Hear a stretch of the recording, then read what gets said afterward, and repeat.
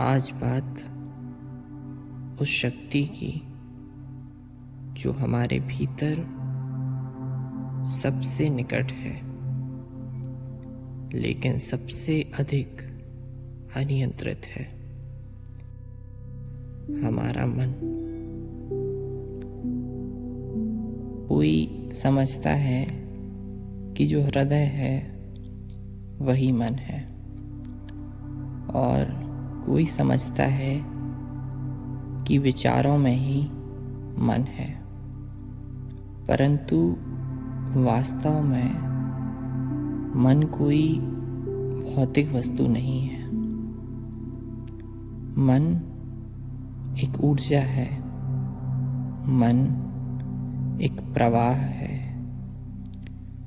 जिस प्रकार हवा दिखाई नहीं देती पर महसूस होती है, उसी तरह मन भी दिखाई नहीं देता, लेकिन हमारी पूरे जीवन को प्रभावित करता है। मन वह शक्ति है जो हमें उठाती भी है और गिराती भी है। मन स्वर्ग भी बना सकता है और वही मन नरक भी बना सकता है। मन ही वह है जो हमें भगवान के पास पहुंचाने की क्षमता रखता है, और वही मन हमें संसार की उलझनों में बांध कर रख देता है।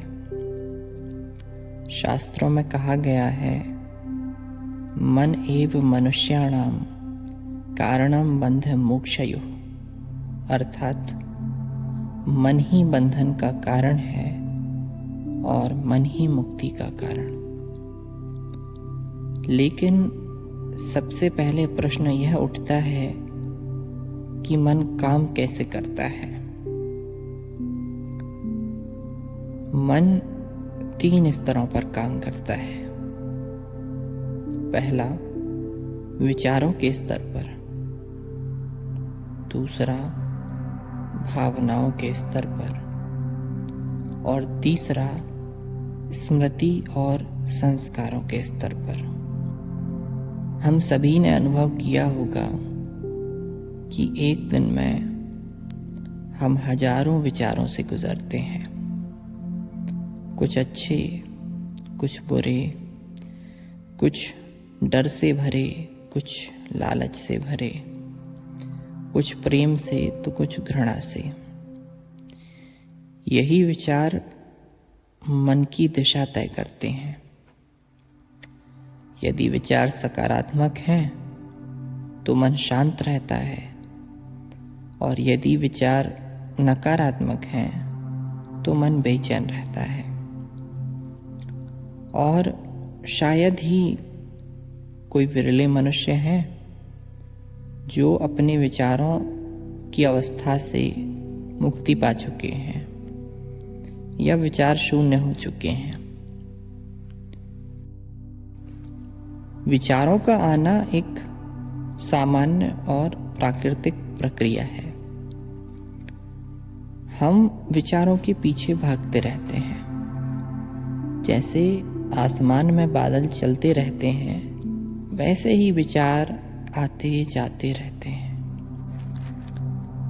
लेकिन हम क्या करते हैं? हर बादल को पकड़ने का प्रयास करने लगते हैं। हर विचार को खुद के साथ जोड़ने लगते हैं, और यहीं से संघर्ष प्रारंभ होता है। मेरे मन में भी बहुत से विचार आते थे। मैं भी सोचता था, क्या इनको रोका जा सकता है? अनेक बार प्रयास भी किया, लेकिन कोई विशेष सफलता नहीं मिली। और अधिक अनुभव और ध्यान के माध्यम से पता चला कि विचारों को रोकने का कोई उपाय नहीं है। बस साक्षी भाव से जब हम इन विचारों को देखने लगते हैं तो मन अपने आप धीरे धीरे शांत होने लगता है। किसी भी प्रकार का विचार आए, केवल उसे बैठकर शांति पूर्वक साक्षी भाव से देखिए। ना उस पर कोई प्रतिक्रिया दीजिए, ना उसको अपने साथ जोड़िए। दूसरी परत है भावनाओं की। मन केवल सोचता नहीं, महसूस भी करता है। कभी प्रसन्नता, कभी दुख, कभी प्रेम, कभी क्रोध, कभी कभी अपेक्षाएं, निराशाएं, और यही भावनाएं हमारे जीवन की दिशा तय करती हैं। याद रखिए, भावना हमेशा विचारों से जन्म लेती है। जैसा आप सोचेंगे वैसा ही आप अनुभव करेंगे। यदि आप बार बार यही सोचते रहें कि मेरे साथ गलत हो रहा है, संसार मेरे विरुद्ध है, मैं बहुत कमज़ोर हूँ, तो मन स्वाभाविक रूप से दुखी हो जाएगा। और यदि आप सोचेंगे जीवन एक अवसर है, आप ईश्वर की संतान हैं, जो हो रहा है ईश्वर की इच्छा से कल्याणकारी हो रहा है, तो मन स्वाभाविक रूप से हल्का हो जाएगा।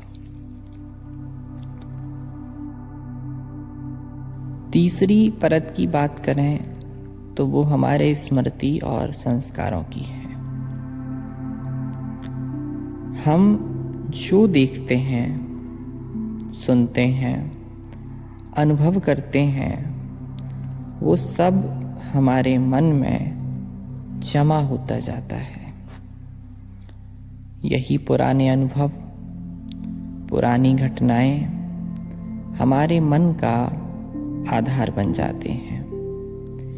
इसी कारण कोई व्यक्ति छोटी बात पर भी टूट जाता है और कोई भारी से भारी घटना का भी सामना कर लेता है।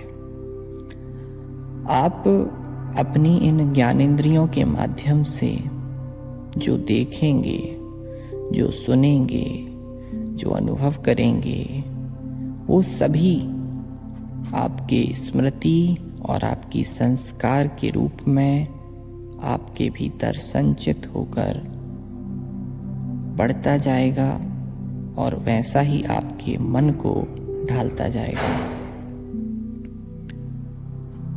प्रश्न यह है कि अब मन को सही दिशा में कैसे लगाएं। इसके लिए अनेक उपाय हैं, परंतु मैं आपसे सबसे सरल उपाय साझा करता हूं। सबसे पहला उपाय है स्वीकृति। मन हमेशा हमसे लड़ता रहता है और हम भी वही करने लगते हैं। मन में क्रोध आया तो हम उसे दबाते हैं, दुख आया तो दूसरों के सामने मजबूत बनने का नाटक करते हैं। लेकिन दबाने से मन शांत नहीं होता, मन और उलझता जाता है। इसलिए मन से संघर्ष करना बंद करिए। जो भाव है उसे स्वीकार कीजिए, फिर शांत होकर उसे देखें। क्यों आया, कहाँ से आया? जैसे ही आप मन को समझने लगते हैं, मन धीरे धीरे आपके नियंत्रण में आने लगता है। दूसरा उपाय है सजगता। हमारा अधिकतर जीवन ऑटो पायलट मोड पर चलता है। हम बिना सोचे कुछ भी बोल देते हैं, बिना समझे प्रतिक्रिया दे देते हैं, बिना रुके निर्णय ले लेते हैं। लेकिन सजग व्यक्ति कभी जल्दबाजी नहीं करता। वो पहले रुकता है, स्थिति को देखता है, फिर प्रतिक्रिया देता है। सजगता मन को नियंत्रण में लाने का एक बहुत अच्छा उपाय है। तीसरा उपाय है जो मेरा व्यक्तिगत रूप से अनुभव किया गया है, वह है ध्यान। ध्यान मन को दबाने की क्रिया नहीं है, ध्यान मन को देखने की क्रिया है। जब आप ध्यान में बैठते हैं तो मन भागेगा, आपको लगेगा ध्यान नहीं हो रहा है, लेकिन याद रखिए वहीं से ध्यान शुरू होगा। मन को जितना देखने लगेंगे, मन उतना ही शांत होने लगेगा। सत्संग और अच्छे विचारों से, सेवा और प्रेम से मन को सत्य की ओर मोड़ा जा सकता है। जब मन भगवान की ओर मुड़ जाता है तो वही मन भक्ति बन जाता है। जब मन सत्य की ओर मुड़ जाता है तो वही मन साधना बन जाता है। और जब मन प्रेम की ओर मुड़ जाता है तो वही मन करुणा बन जाता है। जब मन स्थिर होता है तब जीवन स्पष्ट दिखने लगता है। जब मन प्रेम से भर जाता है तब सारा अस्तित्व एक उत्सव बन जाता है। याद रखें, शांत मन ही ईश्वर का निवास स्थल है और वही मन जीवन को साधारण से असाधारण बनाने की क्षमता रखता है।